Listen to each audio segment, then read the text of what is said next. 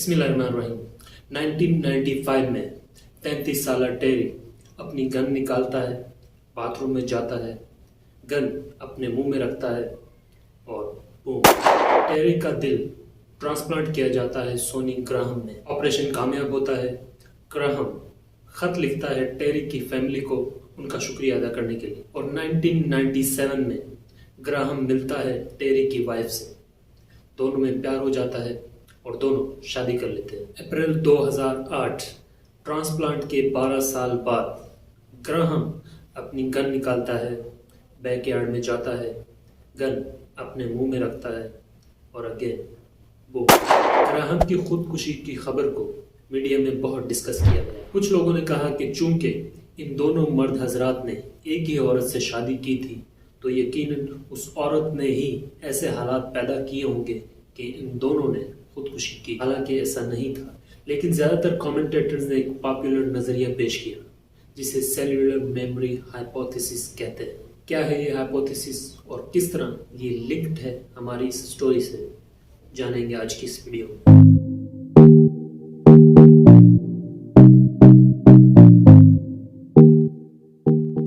Cellular memory hypothesis سمجھ لیں کہ ایک آئیڈیا ہے جس پر ایک تھارو ریسرچ ہونا ابھی باقی ہے۔ اس کے مطابق ہماری یادیں، عادتیں، شوق اور ٹیسٹ وغیرہ صرف ہمارے دماغ میں ہی اسٹور نہیں ہوتے بلکہ انسانی جسم کے تمام خلیات میں اسٹور ہوتے ہیں، اور جب کسی انسان کا کوئی آرگن یعنی دل، جگر یا گردہ وغیرہ کسی دوسرے انسان میں ٹرانسپلانٹ کیا جاتا ہے تو ڈونر یعنی جس نے وہ آرگن عطیہ کیا، اس کی یہ تمام چیزیں، اس کی یادیں، عادتیں، شوق اور ٹیسٹ وغیرہ ریسیپینٹ یعنی جس نے وہ آرگن لیا اس میں ٹرانسفر ہو جاتی ہیں۔ اسی استدلال کے مطابق جب ٹیری کا دل گراہم میں ٹرانسپلانٹ کیا گیا تو گراہم کو نہ صرف ایک زندہ دل ملا بلکہ اسے خودکشی تک لے جانے والا ڈپریشن ساتھ میں ملا۔ سن 2000 میں ایک پیپر پبلش ہوا جس کا ٹائٹل تھا changes in heart transplant recipients that parallel the personalities of their donors۔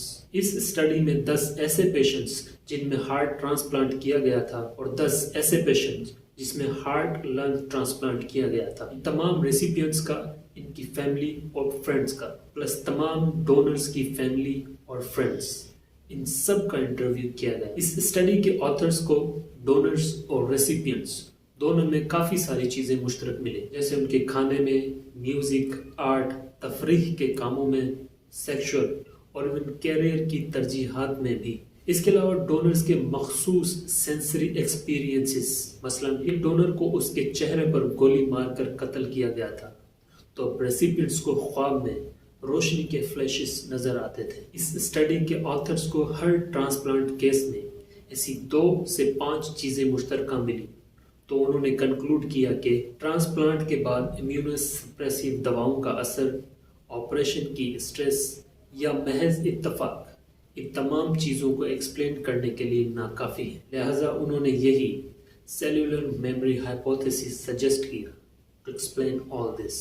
امریکہ میں سیلولر میموری کا ٹاپک ایک نیشنل کنورسیشن تب بنا جب ایک 47 سالہ خاتون سلویا کلیئر نے 1997 میں اپنی بک A Change of Heart A Memoir publish کی، جس میں انہوں نے اپنے ہارٹ لنگ ٹرانسپلانٹ کے بعد کے ایکسپیرینسز شیئر کی اور لکھا کہ انہیں کھانے پینے میں بیئر اور چکن نگٹس کبھی پسند نہیں تھے، لیکن اب وہ ان پر مرنے لگی تھی۔ ان کی چال مردانے سی ہو گئی اور وہ بات بات پر قسمیں کھانے لگی، اور یوں ہی بغیر کسی وجہ کے انہوں نے موٹر سائیکل چلانا شروع کر دی، اور وہ بھی انتہائی تیز رفتار میں، جو سلویا کے لیے بالکل ہی آؤٹ آف دا کریکٹر چیز تھی۔ جب انہوں نے اپنے ڈونر کے بارے میں معلوم کیا تو پتہ چلا کہ ان کے ڈونر کا نام ٹم تھا، جو ایک ٹین ایج لڑکا تھا اور جس کی موت ایک موٹر سائیکل ایکسیڈنٹ میں ہوئی تھی۔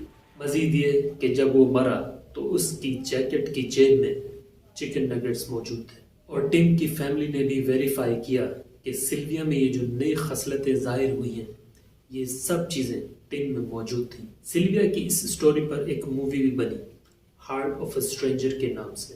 اس کے بعد بہت سے ٹرانسپلانٹ ریسیپینٹس سامنے آئے اسی طرح کی سٹوریز کے ساتھ، اور کافی بکس بھی لکھی گئی، اور تقریباً سب نے ہی سیلولر میموری ہائپوتھیسس کو ہی پیش کیا as an explanation to their new personality.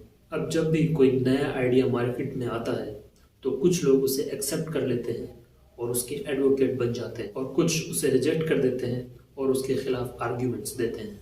इन्हीं आर्ग्यूमेंट्स में से एक ये है कि जी ऐसा कुछ नहीं होता, बल्कि ये लोगों ने ड्रामों और फिल्मों से सीखा है। यहाँ एक मूवी का हवाला दिया जाता है जिसमें एक पियानिस्ट यानी पियानो बजाने वाला एक ट्रेन एक्सीडेंट में अपने हाथ खो बैठता है, तो उसे एक फांसी दिए जाने वाले कातिल के हाथ ट्रांसप्लांट कर दिए जाते हैं। इसके बाद उस पियानिस्ट का भी कत्ल करने का दिल करने लगता है। इसी स्टोरी की और डिफरेंट वेरिएशन की मूवीज भी मौजूद हैं। कुछ डॉक्टर साहिबान का कहना है कि ट्रांसप्लांट के दौरान और बाद में जो मेडिसिन दी जाती हैं वो बंदे का टेस्ट अल्टर कर सकती है और खाने पीने में तब्दीली आ सकती है। पहले जो स्टडी शेयर की थी उसके खिलाफ आर्ग्यूमेंट दिया जाता है कि अगर आप काफ़ी सारी चीज़ों पर नज़र डालोगे तो हमेशा आपको डोनर और रेसिपिएंट में कुछ चीज़ें मुश्तरका मिल जाएंगी, और कुछ और हैं जो कहते हैं it's nothing, it's just a coincidence, a pure coincidence.